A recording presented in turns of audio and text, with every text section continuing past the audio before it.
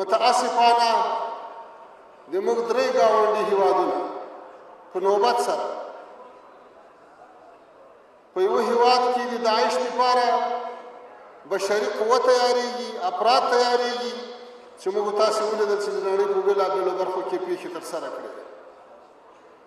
بل هیواد د هغه لارې په سر باندې پروت چې امن خرابوونکي افراد ځینې راتېرېږي،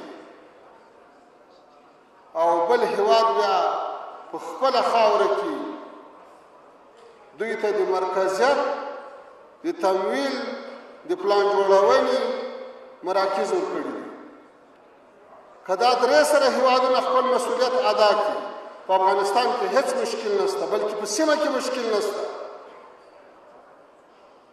بدامني په ګډه همکارۍ له منځه وړل کېږي. بدامني یو له بل سره په همغږۍ له منځه وړل